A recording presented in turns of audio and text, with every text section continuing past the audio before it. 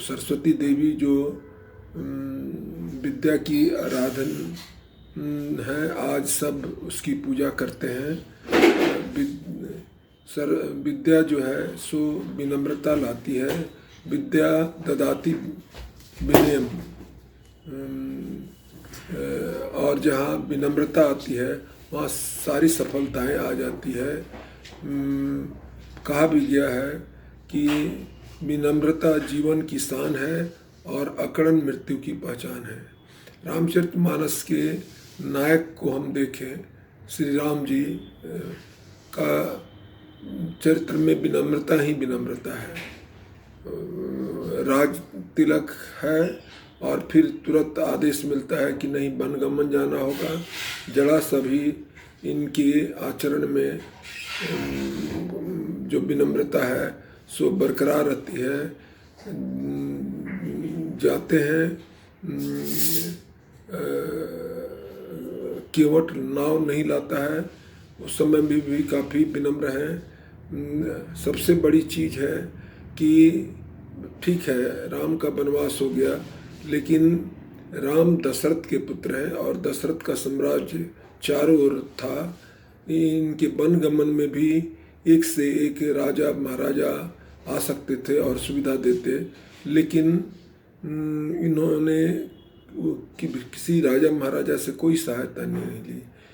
यहाँ तक कि इनका ननिहाल जो अभी छत्तीसपुर है, जिसको मैंने अंबिकापुर ही कौशल देश माना जाता था, जहाँ से कौशल्या आई थी, यानी इनका ननिहाल, उससे भी सहायता ले सकते थे, लेकिन ये किसी से सहायता नहीं लिए और किसी से झगड़ा भी नहीं किए। इनका काम जोड़ना था। सबको जोड़ते जोड़ते ये अपार सेना एक खड़ी कर लिए, जो रावण का जो सेना था, या रावण ऐसे बलशाली शत्रु को भी मात दे दिए। इनमें ये नेतृत्व और ये कुशलता लाने का सारा श्रेय श्री राम जी का जाता है।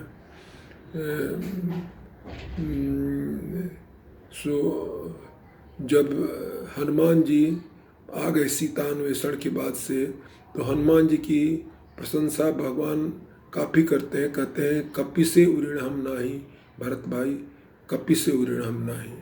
इनको गला लगा लेते हैं और कहते हैं कि हनुमान, तुम्हारा ऋण मैं नहीं लौटा सकता। लेकिन हनुमान जी भी बड़ी विनम्रता से बोलते हैं कि हम क्या किए, ये तो सब आपका प्रताप था। भगवान पूछते हैं कि कैसे तुम लंका जलाए, कैसे उन लोगों का संहार किए, समुद्र कैसे पार कर दिए। हनुमान जी बड़ी विनम्रता से बोलते हैं कि ये सब आपके प्रताप से हुआ है, लेकिन अब देर नहीं किया जाए, चला जाए। भगवान भी कहते हैं कि तुम उचित कहते हो, और सेना प्रस्थान करती है लंका के लिए। और चलते चलते आज ये लोग पहुंच गए समुद्र के तट पर। और ये उधर की स्थिति है कि जब से हनुमान जी गए हैं, एक डर समा गया। हनुमान जी लौटते समय जो गरजे, उसके कारण जितनी राक्षसियाँ जो गर्भ धारण की थी, गर्भ गिर गया और चारों ओर एक भय का वातावरण हो गया। सब यही कहते हैं कि एक बंदर आया तो इतना उत्पात करके चला गया, अब भगवान आएंगे तो पता नहीं क्या क्या होगा। इसलिए सब भयभीत हैं और इसी समय ये सूचना मिल जाती है कि सब के साथ आ गए। रावण को मनाने के लिए माल्यवंत जी जाते हैं, उनके नाना हुए कि तुम जिद छोड़ दो और सीता माँ को लौटाओ, इसी में तुम्हारा कल्याण है। रावण नहीं मानता है। फिर विभीषण जी कई बार गए और अंत में जाके पैर पकड़ लिए, कहे कि भैया उससे दुश्मनागत लेना ठीक नहीं है और ये कल्याण के लिए नहीं होगा। विभीषण जी को एक लात मार के रावण कहा कि तुम जाओ उसी के पास जाओ, हमारे यहाँ रहने की जरूरत नहीं है। विभीषण जी अपने दूत के साथ श्री राम जी के दर्शन के लिए चल देते हैं। यहाँ तक कि मंदोदरी ने भी कहा कि हमको भी अच्छा नहीं लगता है, शकुन अच्छा नहीं हो रहा है, इसलिए लौटा दो सीता को। लेकिन उसकी भी कहना माना नहीं रावण। रावण अपना मद में था कि हमको कोई नहीं हरा सकता है। जिस दिन रावण सब कार्य किया, लेकिन जिस दिन पैर से मारा विभीषण से, उसी दिन से वो उसकी श्रीहीन खत्म हो गई और वह अभागा हो गया। विभीषण जी अपने अनुचरों के साथ समुद्र पार करके आते हैं, तब तक इधर खेमे में सब सूचना देते हैं लोग कि विभीषण जी मिलना चाहते हैं। भगवान अपने सब सहयोगियों से परामर्श करते हैं। अधिकांश लोग ये कहता है कि ये उसका भाई है, इससे नहीं प्रवेश देना चाहिए।